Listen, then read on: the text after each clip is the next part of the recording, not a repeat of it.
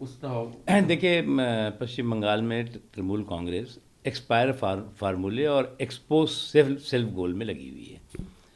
अब जब एक्सपायर फार्मूले और एक्सपोज सेल्फ गोल होंगे तो सच्चाई सामने आएगी, लोगों के पता लगेगा कि पैर जो है ज़मीन पे फिसला है या ज़मीन से पैर फिसल गई है, या पैर से ज़मीन फिसल गई है।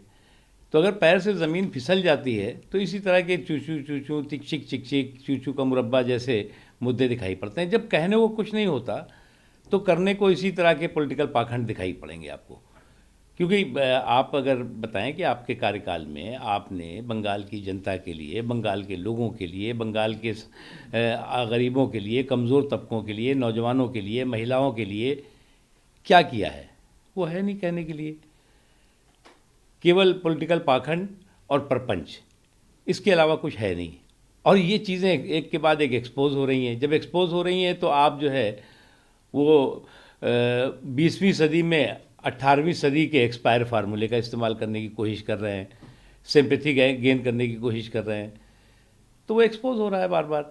और जब एक्सपोज होगा तो आप कभी व्हील चेयर पर पहुँच जाएंगे, तो कभी स्कूटी पे पहुँच जाएंगे, तो कभी जो है वो कहीं और पहुँच जाएंगे और फिर कहेंगे कि साहब हमें बचाओ बचाओ बचाओ, हम तो गलती कर दी है, हमने कुछ किया नहीं, लेकिन अब एक बार हमें और मौका दो ताकि हम फिर से आपको जो है वो शोषण कर सकें। वो होगा नहीं अभी।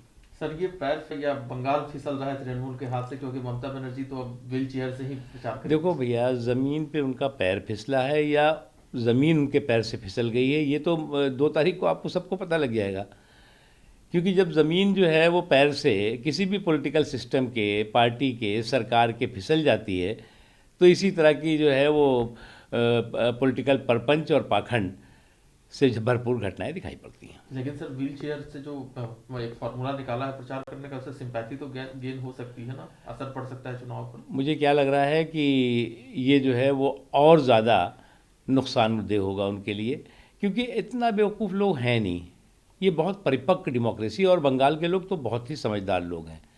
वो इस तरह के जो है वो चूचू और चिक चिक के चक्कर में फंसते नहीं हैं। सर, गठनों के नेता न सिर्फ वो बंगाल जाकर के लोगों को कह रहे हैं कि बीजेपी के खिलाफ वोट डालिए, बल्कि राकेश टिकैत ने तो यहाँ तक कहा है कि वो एक बार फिर से ट्रैक्टर लेकर के दिल्ली के अंदर आएंगे। और मुझे तो ताज्जुब हो रहा है, मुझे एक बार उस समय भी ताज्जुब हुआ था जब किसान आंदोलन शुरू भी, तथाकथित किसान आंदोलन शुरू भी नहीं हुआ था, तो कांग्रेस के कार्यालय से एक टूटा हुआ ट्रैक्टर इंडिया गेट पे ला करके जला दिया गया था, जलता हुआ दिखाया गया था। हमें लगा कि ये जो है वो कांग्रेस खुद जो है वो बेवकूफ़ी कर गई है, क्योंकि कांग्रेस तो हर दिन जो है वो नो बॉल और हिट विकेट की माहिर बन गई है। लेकिन ये कांग्रेस, ये जो किसान नेता हैं, ये कैसे कांग्रेस नेता बन गए? अब अभी तक तो कहते थे हम नॉन पॉलिटिकल हैं, हमारा कोई राजनीतिक मतलब नहीं है। अब किसान नेता से जो है वो कांग्रेस नेता बन गए। अभी तक तो हमें लग रहा था कि जो है वो कांग्रेस हाईजैक कर रही है, वो तो कोशिश की थी उसने, लेकिन वो हाईजैक करने में इसका मतलब कामयाब हुई है, और किसानों के सरोकार से इनका कतई दूर तक का मतलब दिखाई नहीं पड़ता। एक आखिरी सवाल है, उतना समाजवादी पार्टी के मुखिया अखिलेश यादव ने पत्रकारों से बदसलूकी की, अब उनके ऊपर केस भी दर्ज किया गया है। लगातार कई ऐसे वीडियो हाल के दिनों में आए हैं जब अखिलेश यादव पत्रकारों के सवालों पर भड़क गए हैं और उल्टा सवाल। देखो भैया, ऐसा है कि इस तरह की हताशा और निराशा में अगर एक पार्टी का बड़ा नेता उद्दंडता पर उतर आए तो मुझे लगता है कि वो उनकी सेहत के लिए ठीक नहीं। सेहत ख़राब है, ये बात सही है उनकी पार्टी की, लेकिन उस पार्टी की सेहत को ठीक करने के लिए सियासी सोच जो है वो सकारात्मक रखनी होगी।